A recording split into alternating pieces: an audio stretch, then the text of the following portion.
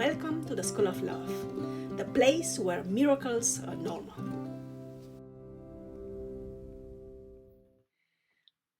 Hello and welcome to my YouTube channel, the School of Love.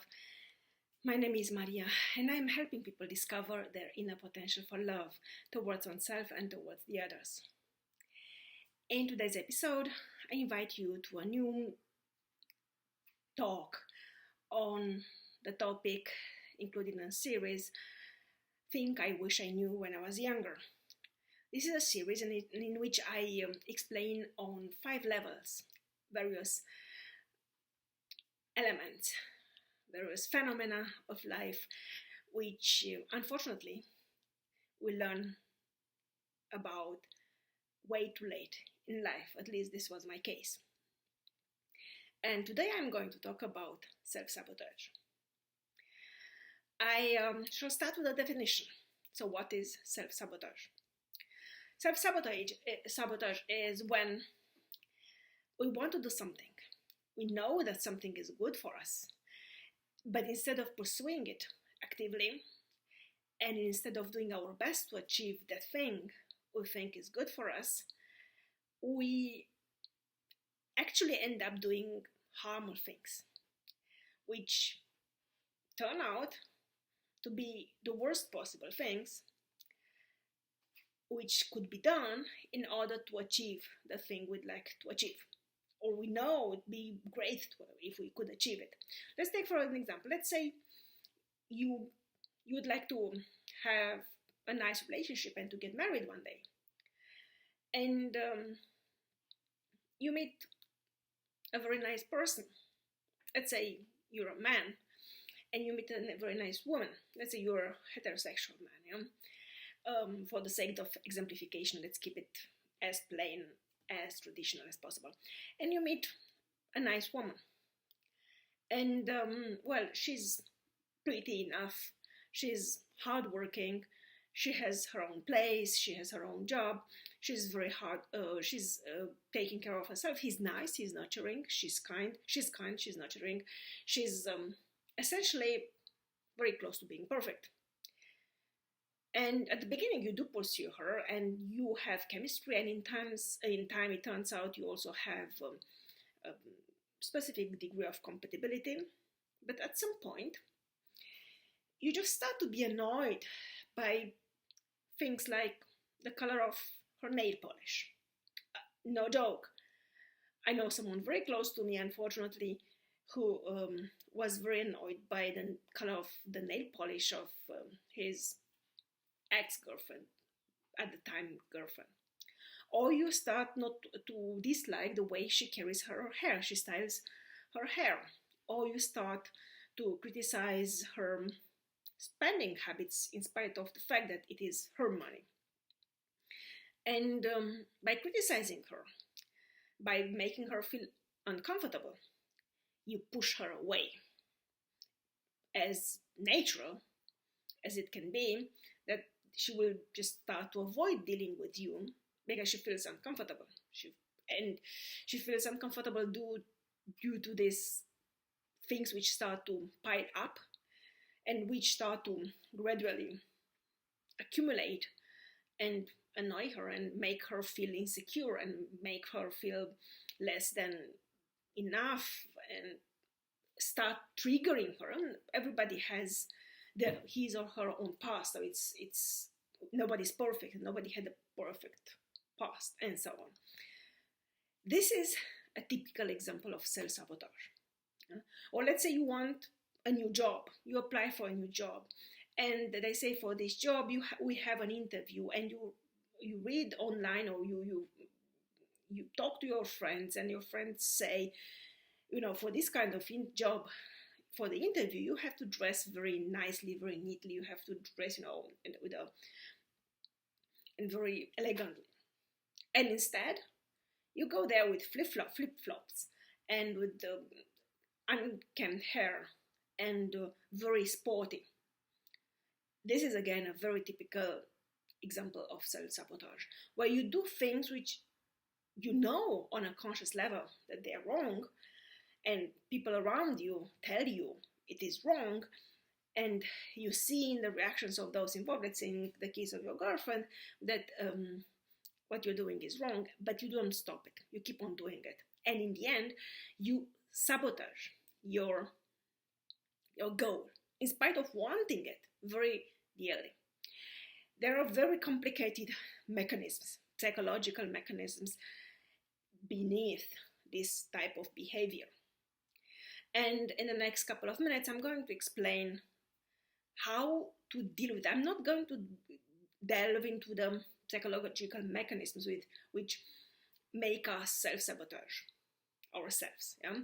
I'm going to talk about what to do to get rid of it and what to do to overcome it, and then in order to be able to pursue a fulfilling life, or at least to move towards pursuing a fulfilling life. So the first step is, of course, awareness, questioning yourself and wondering, why am I doing this? Why am I criticizing my girlfriend or my friends or my children for things which actually don't matter? I mean, it's her choice of the color of nail polish. It's her money. She can spend it however she wants. And if at some point we do get our financial matters together, then we can still talk about it. But it's none of your business to start being controlling and critical of her. And the first step is awareness. Especially say that awareness is 90% of any healing process. I would say is actually closer to 95%, because as long as we don't know what we're doing, it's impossible to repair it. But once you become aware of it, actually the greatest part of it, the largest part of the healing is done. Like, of course, there are people who choose willfully, I'm not going to change, I'm perfectly fine the way I am. You don't like me the way I am, so your loss, baby. But that's not the way people you would like to deal with actually react, or you yourself, I hope. Most people would say, okay, I'm doing this is wrong, so now I'm going to do something better. So what's better than this? And that's where healing starts to occur. The second step is identify the trigger. So what exactly leads to self-sabotage? What precisely makes the person or the object or the activity both attractive and toxic, and then leads to self-sabotage? So you want to have, let's say, to get married and to have a nice marriage relationship with your spouse, or with someone who would become your spouse, but you keep on sabotaging, you keep on destroying any good potential relationships. So on one hand you want it, so it's attractive, it's fascinating, but on the other hand you're sabotaging it. So there's something toxic about it. And probably you're repeating some patterns you have seen in the relationship of your parents, who knows? But there's something toxic, something both toxic and attractive about it. So what it is? Then, concerning these triggers, why can't you avoid or soothe it and then move on with it? Why can't you repeat while you're doing it? Must be somewhere very deeply hidden within yourself, and so that you cannot access it, but it's there. And related to this, number 3, identify the payoff, identify the reward. What validation or confirmation emerges from self-sabotaging, and what is the activity, the person, the object? There is always a payoff. Let's say in case of this of the presumable girlfriend, you by criticizing her nail polish, probably you feel superior, like she has such a bad taste in colors. In case of applying for a job, deep down you don't believe you deserve that job. Deep down you don't believe you deserve to earn good money, to work in a nice environment with helpful and motivated workers. Deep down you think you're better off being a victim of society and wallowing in self-pity. And probably this comes also from a childhood, or of at least abuse, if not even of at least neglect, if not abuse as well. So number 4. The number 4 is very important because you have to find ways, healthy ways, to deal with the triggers by proactively looking at the memory or memories usually. The place, the present, whatever the emotions swelling inside of you when being triggered, and when then looking automatically for the payoff instead of running away, what you usually do. So look at the things the way they are. Feel the emotions, feel the pain, feel the sadness, feel the abandonment, fear. And then it will go away. The moment you face those negative emotions, the moment you face triggers without automatically looking for the soothing reward, things cool down, and eventually they disappear. They lose their power over you. So it's not that they disappear altogether, but they lose their control over you.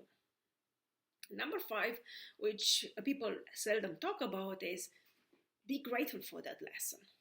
Be grateful for the memory, for what happened in the past, because it pushed you towards becoming who you are today. So don't run away from it. Be grateful for it. Don't criticize it. Don't ignore it or deny it, but stay with it and be grateful for it. So that will be for today. Thank you for joining me, and I'm looking forward to talking to you again very soon. Love and peace to you all.